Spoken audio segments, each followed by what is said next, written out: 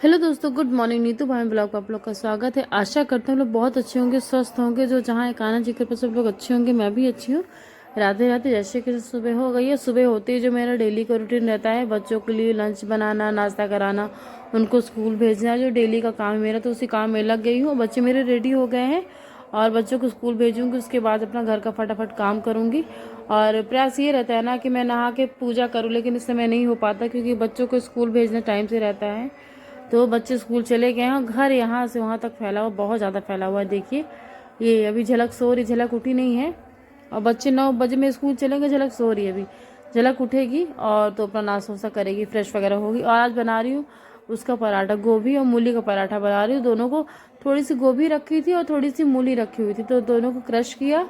और अगर आप कभी गोभी का पराठा बनाते हैं तो उसमें नमक डाल के छोड़ दीजिए, आप 10-15 मिनट के लिए छोड़ दीजिए उसको। और जब वो नमक, आप इसको निचोड़ लीजिए, फिर मतलब कि आपको उससे आपको छौंकने की जरूरत नहीं पड़ेगी। चाहे आप छौंक लगा के बनाए, चाहे ऐसे बनाए, मुझे तो ऐसे ही पसंद रहता है।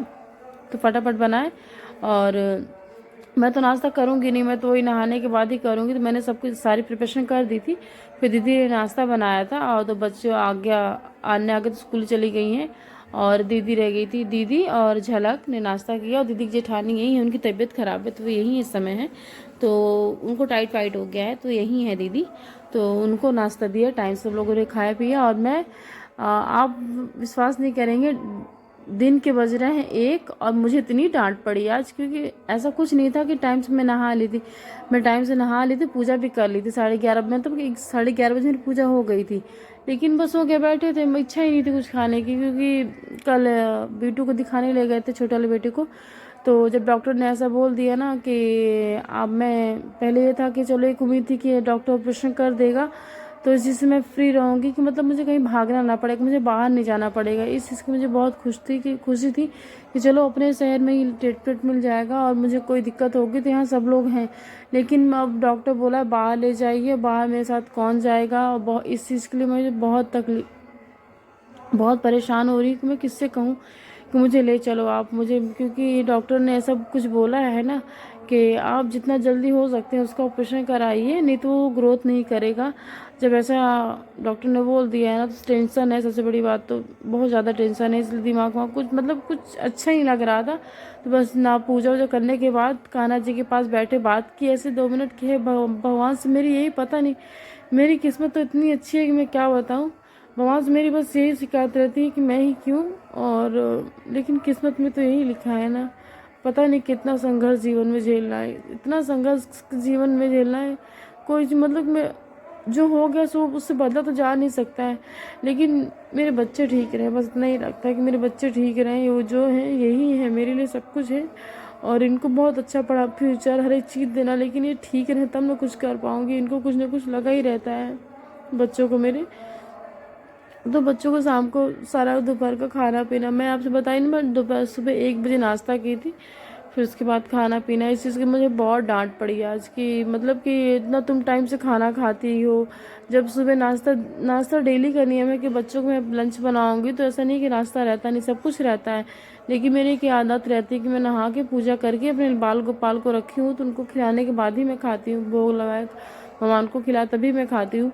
इस चीज़ के लिए मुझे बहुत ज़्यादा डांट पड़ी कि ना तुम टाइम से खाना खाते, कुछ नहीं करते, बीमार पड़ जाओगे ना तो कर लेना बच्चों के लिए। तो इस चीज़ के लिए मुझे आज बहुत डांट पड़ी। तो थोड़ा सा मन यूँ, उनका भी कहना सही है, दीदी लोग का भी कहना सही है। अगर मैं ही ठीक नहीं रहूँगी तो बच्चों को कौन देखेगा। तो यही बोली कि तुम ठीक रहो बेटा। दीदी ने बोला कि तुम ठीक रहो बेटा, अगर तुम ठीक रहोगे तब ना बच्चों को करेगा। तुमको कुछ ना कुछ लगा ही रहेगा तो कैसे करोगी बच्चों का। इसलिए कुछ भी सबसे पहले अपना ध्यान रखो। तो बस हो गया, खाना पीना खाया, किचन क्लीन की, सब चीज़ दोपहर का सारा काम करने के बाद फिर छत पे के कपड़े वगैरह लाए। छत पर से कपड़े लाने के बाद बच्चों को पढ़ाया लिखाया। और फिर उसके बाद झलक आ गई। तो ये थोड़ा बहुत लोग कैसे बैठे थे, बच्चों को पढ़ाया लिखाया, बस वैसे बैठे हुए थे। तो झलक झलक बोली बुआ क्या हो गया तुम इस तरह क्यों बैठी हो। तो मैंने झलक को बताया कि ऐसे डॉक्टर ने बोला है। तो बोली बुआ कि देखो, तुम रो मत और तुम परेशान मत हो, करना तुम्ही को, चाहे रो के करो चाहे हंस से करो। तो जीवन में हमेशा खुश रहा करो बुआ। नहीं जानते कैसे होगा क्या होगा, बस भगवान कान्हा जी को रखी हो ना, तो कान्हा जी ही सब ठीक करेंगे। वो कान्हा जी सब ठीक कर देंगे, बस भगवान पे छोड़ दो कि इतनी सारी समस्याएं होती, देखो बुआ झलक ने बोला कि बुआ देखो इतनी सारी समस्याएं होती है तुम्हारे साथ, लेकिन कहीं ना कहीं से सब ठीक हो जाता है। कहीं ना, अब बताओ तुम रीवा में रह रही हो, पढ़ा रही हो बच्चों को, कहीं ना कहीं सब कुछ हो रहा है ना, तो वो भी हो जाएगा, ऑपरेशन भी हो जाएगा, बाहर भी जाएंगे, सब कुछ अच्छा हो जाएगा, कुछ टेंशन मतलब हुआ, परेशान रहोगे तो कुछ ना कर पाओगे। तो बस हो गया। झलक भी ढोलक लेके बैठ गई बजाने के लिए, तो बच्चों को भी दिख लो तुम बजाओ तुम बजाओ, लेकिन सबसे अच्छी ढोलक आरा बजा रहा था, बीटू मेरा बहुत अच्छी ढोलक बजा लेता है। तो कि सब बच्चे अपने बैठे रहे, मस्ती किए। बस सोचा कि जब बच्चे मतलब कि मैं अगर परेशान होगी तो मेरे बच्चे बहुत ज़्यादा दुखी हो जाते हैं, परेशान हो जाते हैं।